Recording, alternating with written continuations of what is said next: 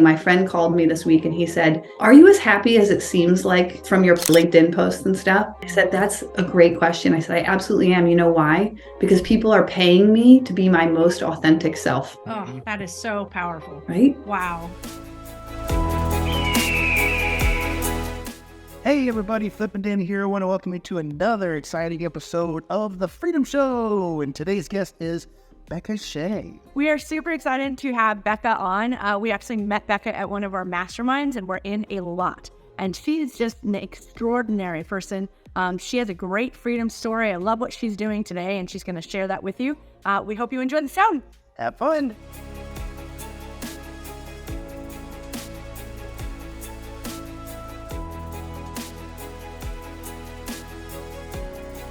You're tuned into The Freedom Show. We are in the studio having a conversation we're really excited to share with you. Today's guest is Beka Shea. And the crowd goes crazy. Beka Shea is a versatile leader with over 20 years of experience spanning the United States Navy, mechanical engineering, and real estate investment. Through it all, her focus has been centered around building and leading exceptional teams. With a master's degree in mechanical engineering, she brings an analytical perspective to diverse roles, from serving as an officer in the military to pioneering energy-saving projects worth over $100 million to building 2 successful businesses. In her current role as an executive advisor at Culture Index, she specializes in organizational development and leadership coaching. Her belief is that with the right knowledge and training, you can design an elite team to hit targets faster and have more fun doing it. Adept at project management, Beka has successfully scaled businesses, increased ROI, and led cross-functional teams. She is a founding board member of the 7-Figure Foundation. Wow. What a bio. Makes me sound so great, which, I'm a little humbled by my own bio. Usually I'm like, oh, I can just read through these bios, but man, this is 2 weeks in a row that there's like some 25-cent words in here.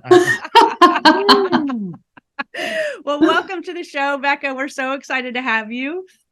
Thanks for having me. Beka, this show is called The Freedom Show because we want to explore as many freedom stories as possible. We want to hear more about what freedom means to you, how you achieved it, and the lessons learned along the way. So please, if you don't mind, we'd love to hear your freedom story.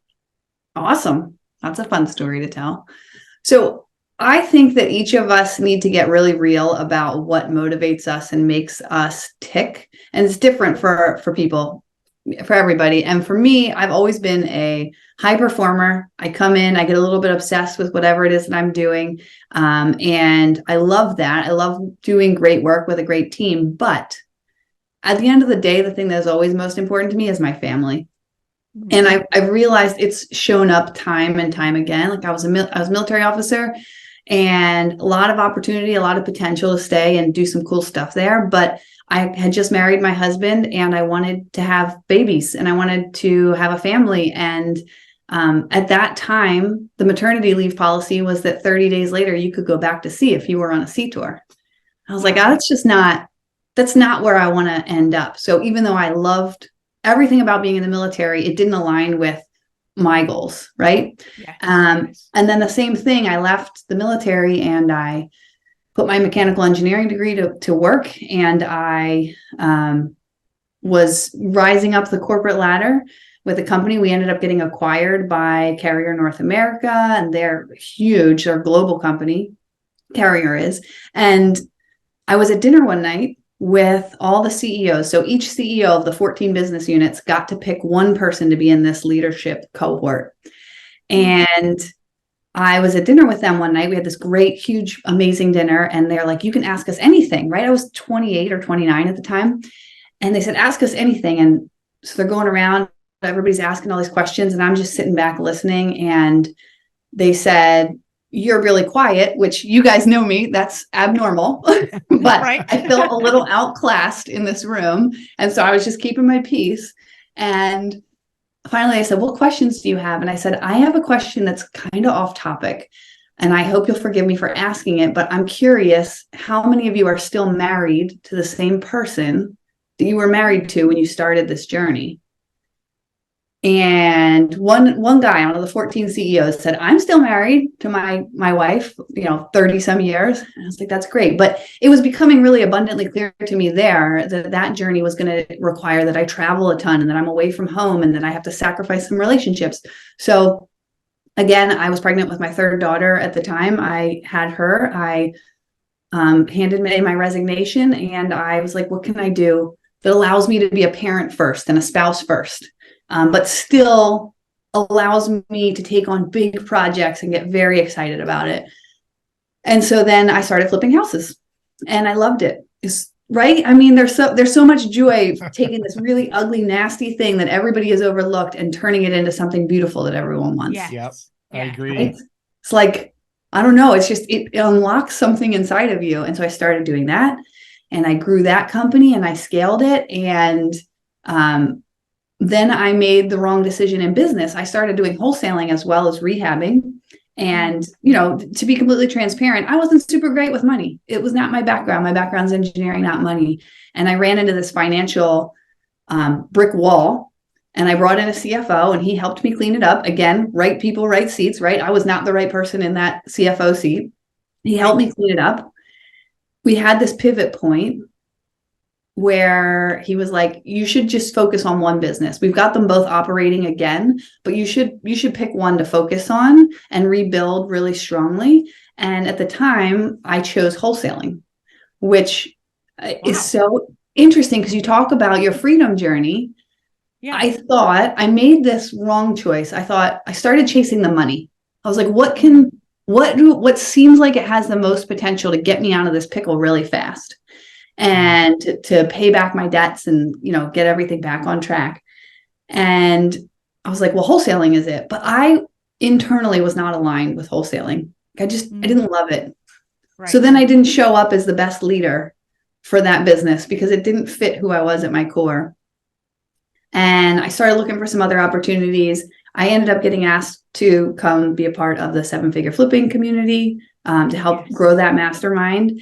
And my job description was to love on people and hold them accountable.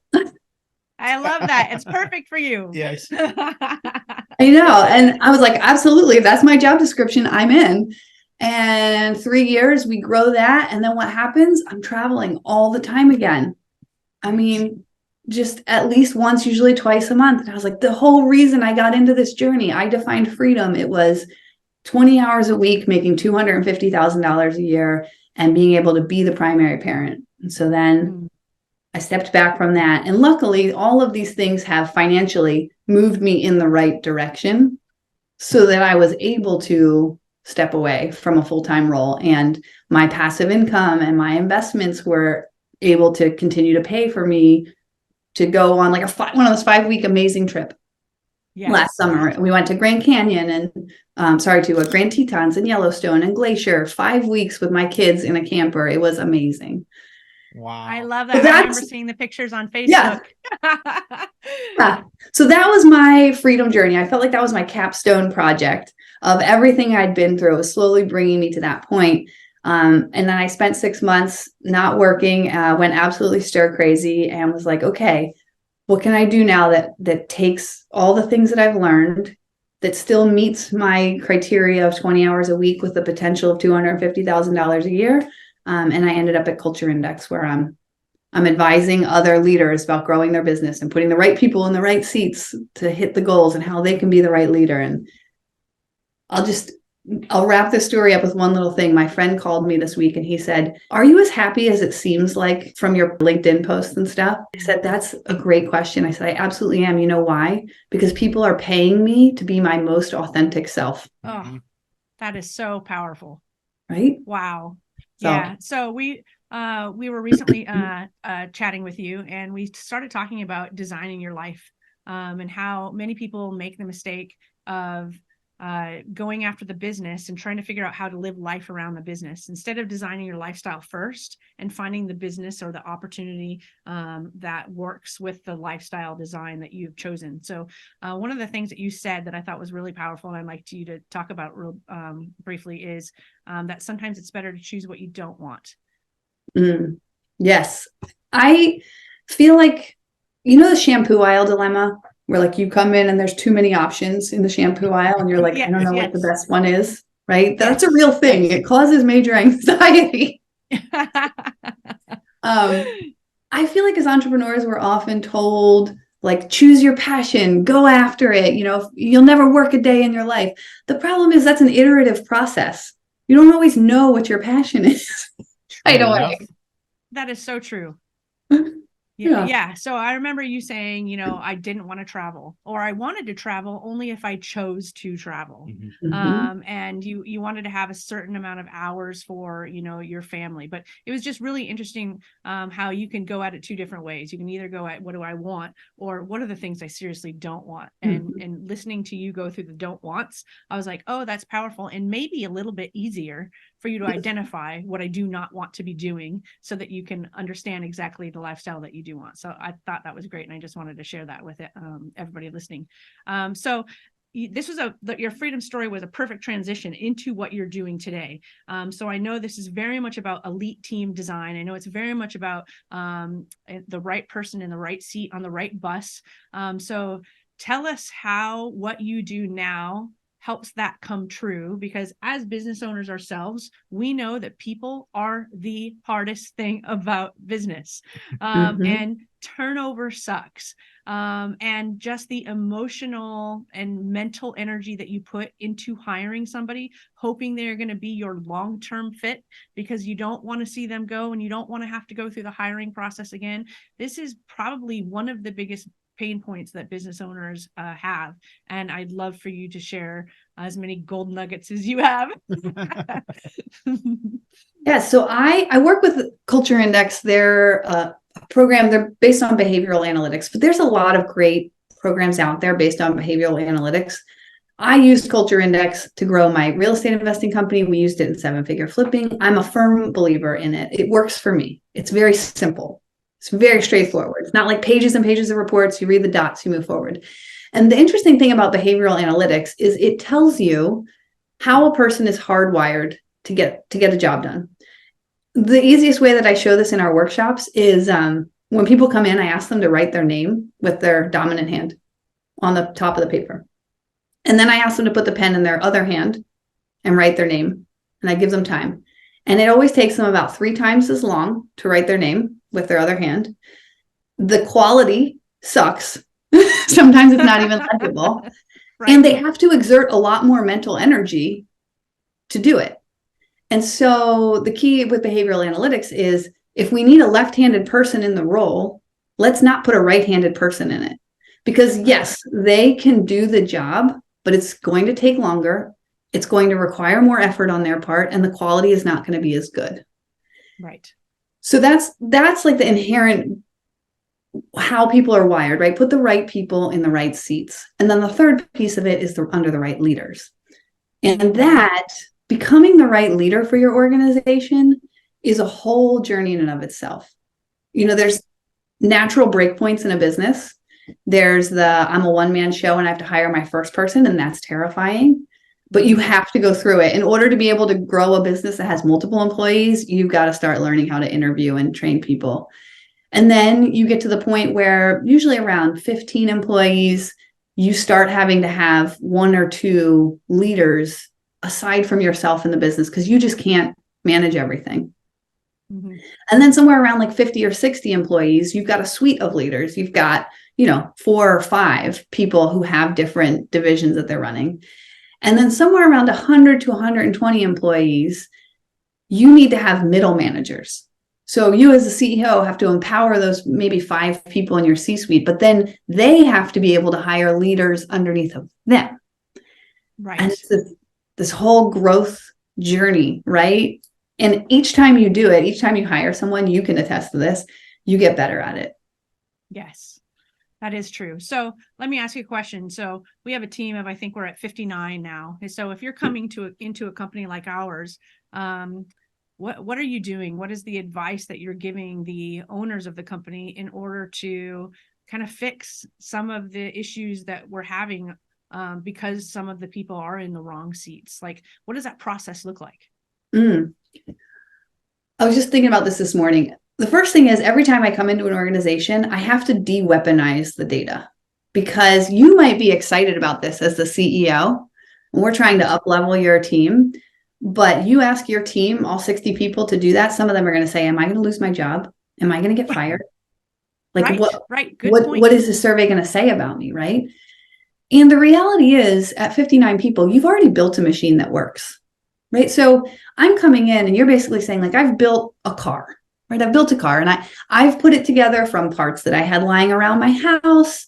I've put it together just trial and error, just bought things off the shelf that, I went on Amazon and I bought some parts. I'm not really the expert in them, but, I went off Amazon, I got some people recommended some things, like, you have got to have this steering wheel in your car. Right. And the reality is your car drives. When I come in, it gets you from point A to point B. Mm-hmm. So then what we do is we look at the parts that you've used and we say, like, maybe you put that part in the wrong place. Like, that thing that you're using as your engine actually should be a radio, whatever. Yeah. Obviously not a fully baked metaphor, so just go with it. I love it. Right? Like, I come in and I'm the car design expert. And so I say, hey, you've built a car. Good job. It looks really good. And by the way, the parts are doing what they're supposed to do. So let's keep it running. And then, hey, maybe this part would go better here. We should put it over there. Or maybe, like, we do need, it's fine right now, but someday you want a radio in this car. Like, let's go get you the best radio. I know what the best radio looks like, right? And then the other thing is, you can have built a really great machine, but if you have a great machine and you don't know how to maintain it, like just the regular maintenance stuff, the oil changes, the tire pressure checks, all those things, that machine's going to stop working. So it's twofold. Number one, I look at all the parts that are in the machine and say, are the right parts in the right places? Or do we, as we get some natural turnover, how can we upgrade them? And then the other part is like, hey, here's your maintenance routine as a leader. Yes. So you can keep your machine running. Yes, exactly. So there's two things that came up, and I want to make sure I remember them both. The first one is leaders. You talked about leadership. And many CEOs, we didn't go to leadership school, right? We're just winging it, and we're figuring it out as we go. And as we make mistakes, we learn and we improve and we get better. So I don't want to say that I'm the greatest leader. I don't want to say I'm a really, really crappy leader, but I have learned a lot of lessons along the way. One of the probably most important things that maybe you have some insight on is I am the type of person that does not want to babysit somebody. I want to hire somebody where I can say, hey, Beka, I love you. I think you're perfect for this role. And when you come on, I'm going to give you tasks, and I'm going to say, you have the opportunity to ask any question that you have about this and come to me at any point in time with your questions. But I'm going to let you own this, and I'm going to let you take it to the finish line. And so I will do that, and I will let them go. And I've seen some people excel and some people bang their head against the wall. So me as a leader, I have realized that there's some people that I need to foster or nurture more, or check on them more, or just choose that I can't hire that type of person underneath me because it doesn't work. So what's your feedback for leaders like that? My belief, and I actually had this epiphany as a Culture Index client. I was sitting in a workshop and we were talking about our team design, and I had this epiphany where I realized that there are levels of leadership. And I was translating them into the Culture Index, vernacular. But you're a huge visionary. You live up at 50,000 feet. And so you've got this team down on the ground, and you're like, from 50,000 feet, I can see that we're at my house, and I would like to go to Greece. Okay? Yes. And you're like, it's in that direction. Just go. Okay? And you're like, ask me any questions you want. And they're like, I don't know. Like, do we have a car? And you're like, yes, you have a car. Like, all right, cool. Do we have plane tickets? Yes, you've got plane tickets too. And so then you're like, all right, we're good. I'll see you in Greece because I'm going to go do something else because I'm a big visionary. So I've got other things to be working on, right? So you leave the room and they're at your house and they walk out the front door and they're like, they get in the car and they don't know where to go next. Like, they don't have any waypoints. You didn't give them any waypoints. You just said, here to there, go. Yes. Right. So that's the highest level of leadership. That's like the biggest visionary. So then what I realized is that underneath of you, there needs to be a smaller visionary who is down at like 20,000 feet, who can say, all right, I can see closer. I'm closer to where you are. You see the house in Greece. That's it. They get down closer and they're like, I want you to get in the car and I want you to drive to the JFK airport. Okay. Then you're going to get to the JFK airport. You're going to take that over to France. Then from France, you're going to go from here to here. So then you've got your 20,000 square foot, 20,000 foot leaders. Right. Then you have another level of leadership. And the problem is both you and that 20,000 foot leader don't realize that there's a cow blocking the road at the end of the driveway because you're so high up that like this doesn't even register on you that this is a thing that would be a problem for them getting to Greece, right? Right. So then you need someone who's in the car, who's driving, who has a level of leadership. They're down at the like 500 foot and they can say, oh, you get to the end of the driveway and there's a cow. You're going to go around the cow, right? Like I can see there's another road off to the left, just make a left, go around it, come back to the right. So you need these like levels of getting closer and closer and closer to the ground. And then you've got the people in the car who are driving and are actually doing all the work in your organization. So I, in my head, had this epiphany where I was like, there's actually 4 levels of leadership. Wow. Or maybe there's 3, because maybe you have a smaller visionary, there's no big visionary at top. So maybe it starts at the smaller visionary and then they need the process managers and the project managers. And then there's the people executing. That's really powerful in terms of a lot of people ask, who's my first hire? And I know when you're doing your very first hire, we tend to have the answer of, write down all the things that you're doing and those $10 an hour activities that should be passed off to an administrative person so that you can start working on your highest and best use. But there comes a point in time where you're growing so big. And if you don't have the knowledge that you just shared, then you're not sure that you need that middle person. And then there becomes this big gap between the CEO and this visionary and the people executing down there. And they're just feeling a little lost. And the visionary doesn't even realize it. Like you said, they're off like planning the next big thing. And I think that's been a big mistake that we've made in when I say we, I mean I have made in our organization is really learning how to fill that middle gap. So another question for you is, how does Culture Index, because we have used tools like this, and I personally know how helpful they are when hiring now that I started using them. But for people who are not aware, hiring is one of the hardest parts of business. So how does this help them make the right decision out of the gate? It tells you how they're motivated, how to communicate with them. So there's 2 pieces. There's the hiring and then there's the leadership. Hiring side of it, we have a survey that you take specifically when you're hiring someone. It's like 67 questions, and it gets really in the weeds of what this person's going to do on a day-to-day basis. And then it maps it back to the traits of that person. And then we say, hey, this is the person you need. This is the person you think you need. We'll have 3 people do it on the team, and they'll all come up with different answers. And so then we get together and we say, so just think about that. Think about if you never spend the time defining a role and you come in and you say, we're going to bring on an assistant. And in your head, you have an idea of what they're going to do. And then your operations person is like, oh, I'm getting an assistant. And they have an idea in their head of what that person's going to do. Right. Yeah. And then your salesperson is like, oh, I'm getting an assistant. And they have an idea of what that person's going to do. So right off the bat, this poor person is coming in and there's no clear role or responsibility of what they're actually going to do. And everybody has different expectations. They're setting them up to fail. So the first thing you do is you get really clear on what are their roles and responsibilities. This is what I tell everybody when you're hiring, whether you're using Culture Index or anything else. The first thing you do is you write down, what are they going to do daily?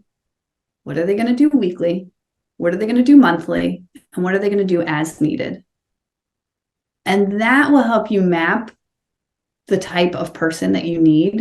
Like, are they just doing the same thing all day, every day, and it needs to be very detail oriented? Or are they customer facing and most of their work's going to be making clients feel good? Those are 2 different people. Okay. Right? So did I answer your question? Yeah, you did. You did. Is there ever a situation where Culture Index will tell you a person is not. So think of me and my culture index profile and who you think I would be.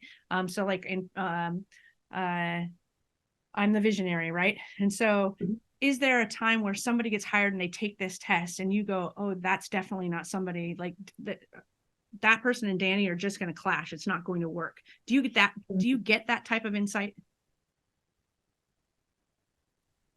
I think it's more so it gives you understanding in how the other person operates and how they approach the world, because we assume that everyone approaches the world the way we do and that they want to be communicated with the way we do and that they want to be motivated the way we are. Mm-hmm. And the reality is what we teach is there's 3 different main motivations for people. I call them the sharks, the shepherds, and the shiners. Like the sharks are like, I just want to win. I'm aggressive. I'm going to get out there. I am a solo creature. It's really about me at the end of the day. And so you communicate with them one way. And then you've got your shepherds who are protecting your flock. They're, your detail-oriented people. They want to be talked to a completely different way. And they're motivated a different way. And then we talk about like the sunshine, happy people. They're the culture. They're the glue. They're the face of your company, right? They're motivated completely differently. They want to be talked to completely differently. And so I think when you understand, number one, here's what I need in this role. Here's the person who's going to do really well in it. Mm-hmm. And then here's how we approach the world differently. You can communicate so much more effectively. Can I share a personal story about this? Yes, please do. Yes. So Culture Index is not a dating or marriage tool, however, but however. I think that one of the most amazing things that I ever got out of Culture Index, aside from all the business stuff, was how it helped my marriage. I am a very aggressive person. I like 9 out of 10 people. I move extremely fast and I like a lot of variety in my day. And I am selectively detail-oriented to hit my goals. I will build a process. I'm very good at building a process. I'm not the person that should run the process every day, but I can manage the process. Like I have the follow-up to check in with the people regularly. My husband, humble team player, likes about 5 out of 10 people, extremely patient and methodical and deliberate. His ability to focus mentally on one thing for extreme periods of time is huge. And then he's also selectively detail-oriented. So I took this survey, we call it a survey, not a test, because there's no right or wrong. There's no pass or fail. And I think I thought to that point, we had been married about 12 years, maybe at that point. So we've been together a long time. And I hope he doesn't listen to this, but like, I kind of thought he was out to get me sometimes when I'd wake up on a Saturday and be like, here's the 10 things that we have to get done today. Like I made a list. And he would say, I'm going to go mow the lawn. And I felt that as like, what do you mean? Like, we have things to do. I have goals to hit and you're going to go mow the lawn. Like, are you being spiteful? Did I do something to piss you off? Right. Like, is this intentional? And then I realized through Culture Index that like, no, he will focus on one thing mentally for long periods of time. And he's a mechanical design engineer in the space industry. So like he makes these amazing engines for satellites. And he can focus on that mentally for long periods of time. But it means on Thursday, he started thinking about mowing the lawn. And so he knew that when he got the next opportunity of free time, that was the thing he was going to focus on. So it was like revolutionary to me to realize, yes. We just approach the world fundamentally different. Yes, I can see how. Yeah, something like that could start an argument, right? Unless you really truly understood how the other person works. So yeah, man, I love that. Let's talk about the quote that we always ask people what their favorite quote is, because I like just to be inspired by other people. So yours was Jocko Willink, but I think you just said that it didn't even really start with him. It was an Aristotle type quote. Share that quote and why it's important to you. So Jocko Willink, I think, has made famous the discipline equals freedom. He's the big flag and you see it everywhere and I love it. It's one of my favorite quotes. It's actually from an Aristotle quote, through discipline comes freedom. And I think that all of us, when we're living our best life, we have put some boundaries up and some schedules in. And through that, like if you have, let's say, weight loss goals or big muscle goals, right? If you can't see me, if you're just listening to this, I have tiny arm muscles, but I dream of them getting big. Just like if I approach my day and I have no discipline to it and I don't make it a priority to put the gym in my schedule, then I'm never going to hit my goals. I will never have that freedom of like, I did this thing and I'm here now. You have to be intentional about where you spend your time. And I heard somebody else say, like, show me your calendar for the last 2 weeks and I'll tell you what your priorities are. And that really hit me in the gut. And I was like, wow, you have to have discipline to put your priorities first to achieve the freedom you're seeking. Yeah. And that doesn't mean we were recently on a podcast and somebody had asked us just about how do we prioritize our relationship, because we're a married couple and we're in business together.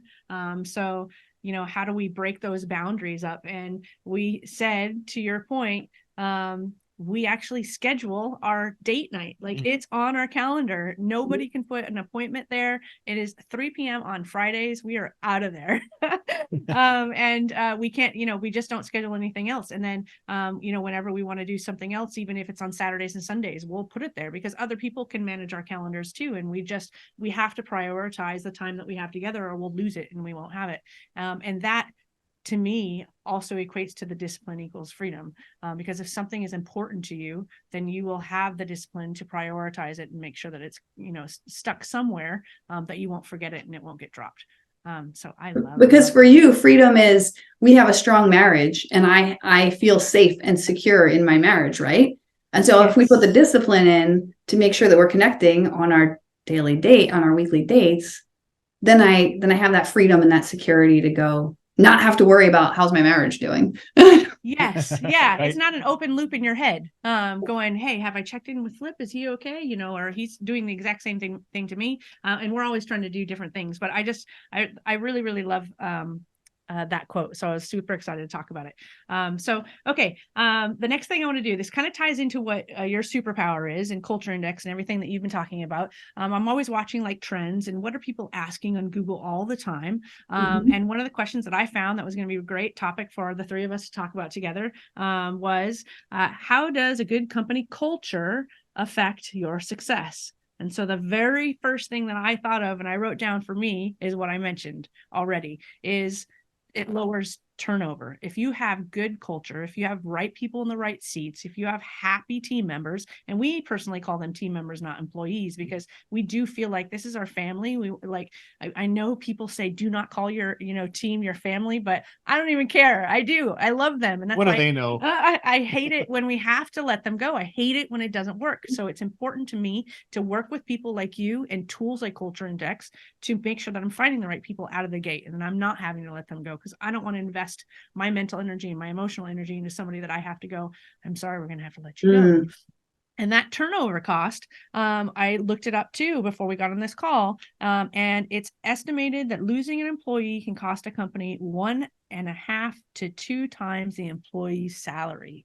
And I just thought, I was only thinking emotional and mental energy, because that's what that cost is to me, is that time that I had to put in. But there is a financial cost to it too. So Beka, before we go to you, I'm just going to hit you, Flip, real quick, because you've been really, really quiet. I won't hit you. But not on camera anyway. Yeah, that'll be after we get off. Right. So company culture. Like in our culture, what's something that you feel has attributed to success? And then we'll ask Beka the same question because she's really kind of the pro in this space. Well, I mean, when we first started, that was the biggest thing. We wanted to create a company culture that people would love and would, they wouldn't want to leave it. Yeah. So like when we first started, we had a nap room. Mm-hmm. We might have taken it a little too far, but no, we had a nap room. We, did special events. We had couches out in a gathering area to make it relaxing, make it comfortable. Yeah. And during the summer, because it gets really hot in Ohio, we would have Snickers ice cream bars, That's it. I want to come work for you. Those are my favorite. But and then once a month we Taco Tuesdays. We do a lot of stuff with the team, and it's important. It makes the team members, because we treat them as family. Well, we want them to treat each other like family too. Mm-hmm. Yes. And the more they're together, the more they're doing things outside of their normal daily grind. It makes it more personal, makes it more of the better culture that we can create. Yeah, I think it was really about joy, Yeah. right? Oh, yeah. I wanted people to have joy coming to the workplace. Yeah. So Beka, off to you. How would you answer this? To me, culture is, when you say culture, what I feel, the first thing that came to my mind was trust. And that to build a culture where you trust that the people that come to work beside you, number one, there's some quote, there's some demographic from I think the Pew Research about the percent of actively engaged, disengaged, and actively disengaged employees. I wish I had the numbers in front of me, but the actively disengaged employees are terrorists within your organization. They come in and they, just try to tear you down. So when you talk about culture, I think it's about getting rid of those actively disengaged people so that we trust, number one, that we all came to work to see the success of the business. And we trust that the person alongside of us is competent at their job and is doing the best they can, despite the circumstances, because sometimes things get crazy. And then we trust that our leaders brought us on board because we were the best person for the job, and they treat us accordingly. And so they don't micromanage us, and they give us the tools we need to succeed, and they clearly define success so that, we can come in. And yes, that to me is a good culture. And I love I want to be a part of your Disney-esque culture, but I also think I work with a lot of engineers and stuff, right? And that stuff would drive them crazy, being forced to socialize at Taco Tuesday. That would, they wouldn't love that, but that trust piece of it would build a culture where they would love to be. Yeah, I think that's super powerful. I love that. All right. We are going to hit the commercial. You're listening to The Freedom Show with Flip and Dani. Our guest is Beka Shea. We'll be right back after this short commercial break. Add new income streams to your financial statement. Freedom Family Investments can help. Own property and get paid rent. Join funds and get paid interest. Wealth is well-being. Own your own future. Freedom Family Investments. Get more time to focus on what matters. Learn which investing path is for you, where to start, and who to trust. Visit freedomfamilyinvestments.com. Welcome back to The Freedom Show with Flip and Dani. Our guest is Beka Shea. We're going to be one of our favorite parts of the show right now. This is Real Quick with Flip. Are you ready, Beka? I am ready. I was born ready. Okay, so the title is Real Quick with Flip, but I like to call it This, That, or the Other. So I'm going to give you two things. You can choose one of the two things, or you can say something else that you prefer. So, if I say Rice Krispies or Frosted Flakes, you could say Lucky Charms, if you didn't like those two. Got it? Okay. All right. So we got 10. Are you ready? Ready. Okay. Trivia night or board game night? Board games. Audiobook or physical book? Audiobook. Scary movie or romantic comedy? Rom-com all the way. Every time my husband's out of town, I watch romantic comedies. Peanut M&Ms or plain M&Ms? Peanut butter M&Ms. Oh, she went for the other. She went for the other. Yep. All right. Batman or Superman? Superman. French fries or onion rings? French fries. Chick-fil-A waffle fries. There you go. Nice. Done. Love Chick-fil-A. She went there. Apple or Android? Apple. Woohoo! Sorry. One of us. Right. Pop music or jazz? Pop. Oh, jazz. I know you guys are musicians. I'm sorry. That was hilarious. She's like, pop. Oh. It's okay. Instagram or TikTok? TikTok. All right. Now, this last one, I'm very curious about this. Steelers or the Eagles? Beagles. So, what I like about this is the fact that you said pop. I also like that you said TikTok, only because I have seen some of your Facebook. I'm not on all those. Like Facebook is really mine, but my team is on all the other channels. But I will see you and your daughters, or sometimes just you, doing some type of dance, right? And so, tell us about that. It is so fun. I love watching it. Every time I see it, I'm like, "Oops, stop! There's Beka dancing again." So tell us about where that came from, why you do it, because I love watching it. My favorite way, especially if I'm in a mental funk, is to put on some music and dance. And so I had this Xbox game called Dance Central or something like that, Dance Revolution, I don't know, whatever.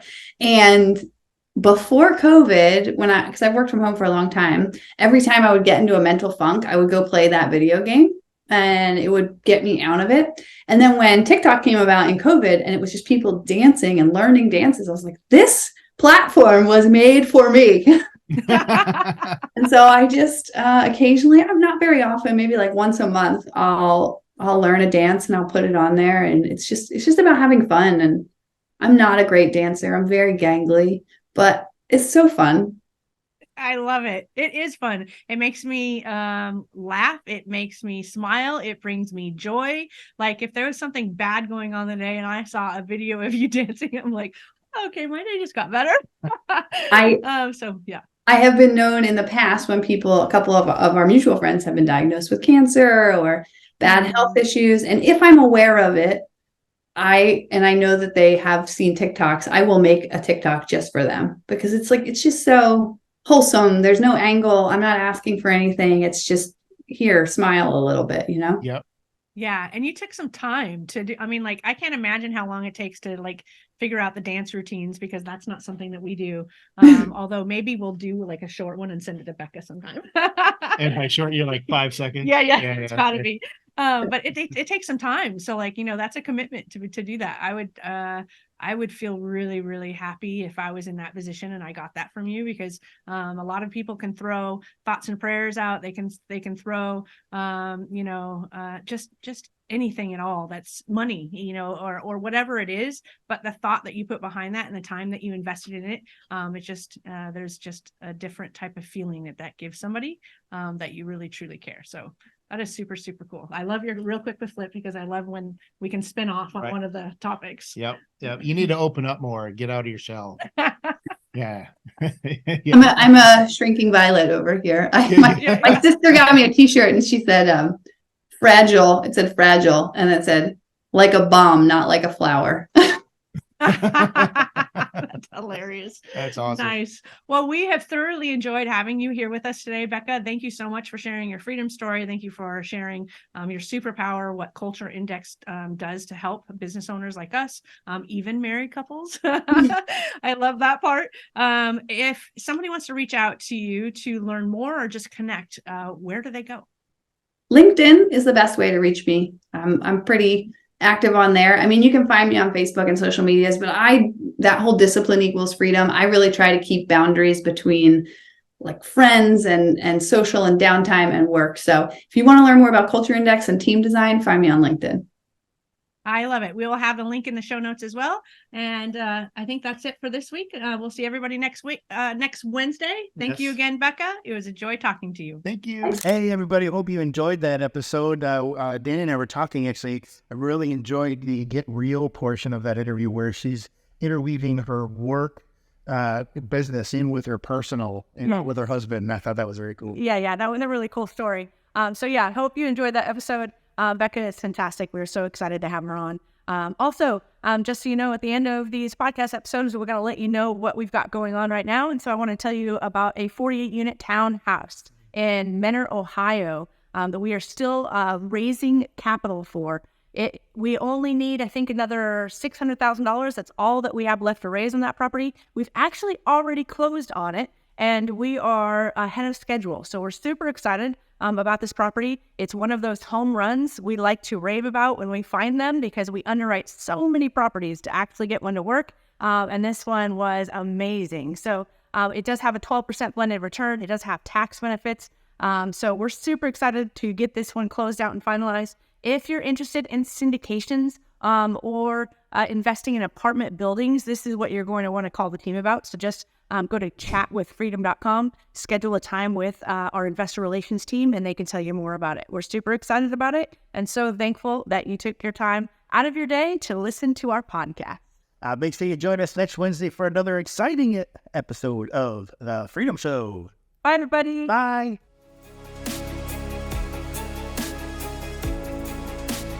Nothing on this show should be considered specific, personal, or professional advice. Please consult an appropriate tax, legal, real estate, financial, or business professional for individualized advice. Opinions and information on the show are not guaranteed. All investment strategies have the potential for profit or loss.